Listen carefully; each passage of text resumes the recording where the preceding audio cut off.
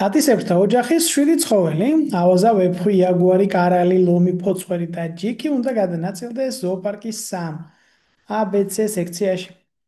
ABC სექციებში სამ-სამი კატისებრი უნდა განთავსდეს, ხოლო B სექციაში ერთი.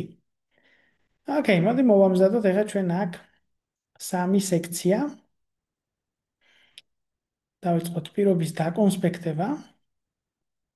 ესე იგი, A სექციაში უნდა იყოს სამი, B სექციაში ერთი და C სექციაში ასევე სამი ცხოველი. შემდეგ ვიცით რა. პირველი, ჯიქი უნდა განთავსდეს A სექციაში. ოკეი, ანუ ჯიქი აუცილებლად A სექციაში ყავს.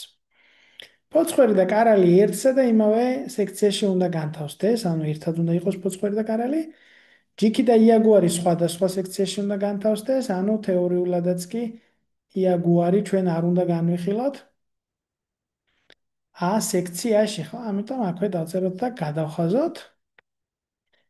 თუ ვეფხვით C სექციაში განთავსდა, მაშინ ლომი A სექციაში უნდა განთავსდეს, ანუ აქ გვაქვს კიდევ პირობითი წინადადება.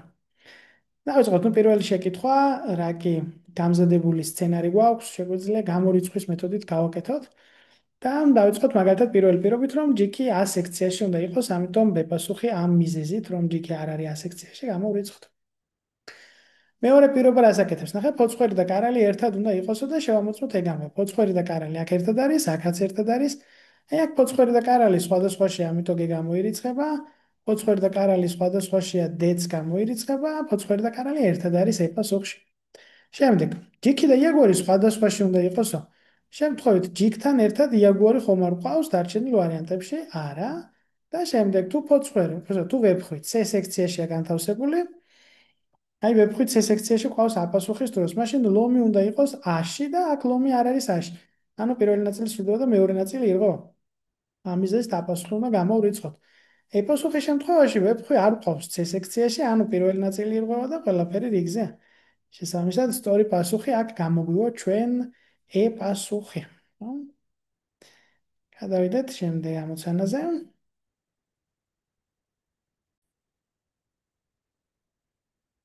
თუ ჯიქი და ვეფხვი ერთსა და იმავე სექციაში არიანო, ესე იგი ვეფხვი უნდა დავამატოთ A სექციაში, მაშინ ჩამოთვლითაგან რომელია აუცილებლად მცდარი. ანუ რომელი პასუხის განხორციელება იქნება შეუძლებელი ჩვენი მცდელობის მიუხედავად. წავით ეხლა შევალოთ თვალე პირობებს. ესე იგი ჩვენ ვიცით რომ ფოცხვერი და კარალი ერთად უნდა იყოს, ამიტომ A სექციაში უკვე ორი ცხოველის დამატება აღარ გამოვა, B სექციაში არ გამოვა, ამიტომ ფოცხვერი და კარალი შესაბამისად, კარაკალი გადავა მესამე C სექციაში. ეს არის აუცილებლად ჭეშმარიტი. ამ ეტაპზე ვეფხვი, კარაკალი, ფოცხვერი და ჯიქი უკვე ზუსტად გავანაწილეთ, ავაზა, იაგუარი და ლომი არ ვიცით როგორ იქნება. ეს ლომი A სექციაში განთავსდება პირობა არ ჩაირთო, იმიტომ რომ პირობის პირველი ნაწილი არ შესრულდა აქ, ამიტომ ლომი თავისუფალია, ნებისმიერ შეიძლება იყოს. იაგუარი მთავარია არ იყოს A-ში, ამიტომ იაგუარის ვარიანტები გვექნება ან B-ში, ან C-ში. და ავაზაც ასევე თავისუფალი, ანუ ავაზა და ლომი გაინაწილებენ ნებისმიერ ორ პოზიციას. თავი იაგუარს არ შეხვდეს A. ნუ ეს არის მოცემული. ახლა რომელი პასუხი იქნება აუცილებლად C. იაგუარი C-ში შეგვიძლია ჩავსვათ, აი აქ რო იაგუარი ჩავსვათ დასაშვებია, მაგალითად ლომი B-ში მერე და ავაზა A-ში. არ გვიშლის ეს ხელს. ფოცხვერი A სექციაში განთავსდება, იქნება აუცილებლად მცდარი. როგორც ხედავთ, ფოცხვერი A სექციაში გამორიცხულია, იმიტომ რომ არის C სექციაში, A სექციაში ფოცხვერს გადმოვიყვანთ, კარაკალიც უნდა გამოვაყოლოთ და არ გამოვა. ავაზა C-ში დასაშვებია, ლომი B-ში დასაშვებია, ლომი A-შიც დასაშვებია. ამიტომ აქ სწორი პასუხი გამოვა B პასუხი. კატისებრთა ოჯახის, ესე იგი ამ 7 ცხოველიდან ეხლა გაინტერესებს ზუსტად ვინ, რომელი ცხოველი, რომელ პოზიციაზე ყავს, რომელ სექციაში. მეთოთხმეტე შეკითხვაში გვეკითხებიან, რომელია საკმარისი იმის ცალსახად დასადგენად თუ ვინ სად არის. ჯიქი და ლომი A სექციაშია მოკლედ. აი ავიღეთ ლომი ჩავსვით A სექციაში, ესე იგი ამდენად ლომი და ჯიქი გავანაწილეთ. მივხვდებით, რომ ეს ორი ერთად რომელიც არის, ხო, ფოცხვერი და კარაკალი წავალ C სექციაში. დარჩენილი იაგუარი ნუ მოკლედ არ იქნება A-ში, ამიტომ იაგუარი იქნება ან B-ში, ან C-ში. და კარაკალი და ფოცხვერს გავანაწილეთ, მაგრამ ავაზასა და ვეფხვზე უკვე გადაწყვეტილების მიღება ძალიან გაგვიჭირდება.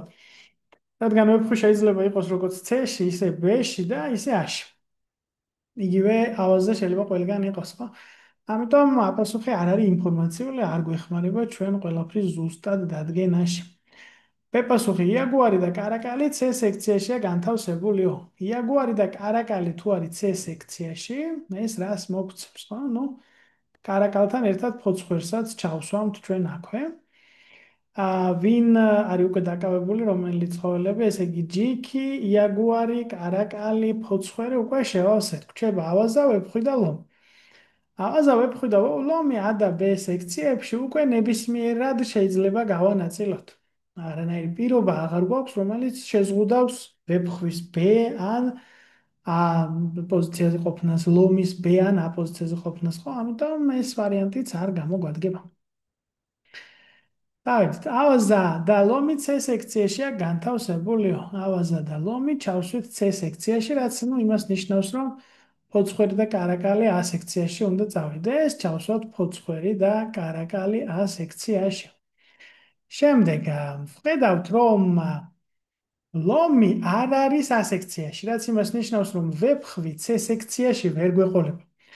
იმიტომ რომ თუ ვეფხვი C სექციაში იქნებოდა, მაშინ ლომი უნდა ყოფილიყო A-ში. იმიტომ შედეგის დარღვევა პირობის უარყოფას იწვევს. ვეფხვი არ არის C-ში, რადგან ლომი არ არის A-ში. ამიტომ ვეფხვი გადავა B-ში და ერთადერთი რაც გვჭირდება, ეს არის იაგუარი, რომელიც დაიკავებს C-ს. ამიტომ გეპასუხის შემთხვევაში ჩვენ ყველა ზუსტად გავანაწილეთ, ხო? ყველას პოზიცია დავადგინეთ. შესაბამისად გეიქნება სწორი პასუხი. დედა ეპასუხის შემთხვევაშიც ასევე ვერ ვადგენთ ზუსტად ვინ სად რომელ პოზიციაზეა. ესე იგი, მხოლოდ გეპასუხმა გამოიწვია მეოთხე პირობის ამოქმედება, შედეგის უარყოფით, ხო, როგორც კი გითხრეს, რომ ლომი არ არისო A სექციაში, ამით ჩვენ უკვე ვეფხვის პოზიციაც გავარკვევთ, C-ში არ ყოფილა და აბსოლუტურად ყველა ცხოველი უკლებლივ არის განაწილებული. შესაბამისად, სწორი პასუხი არის G.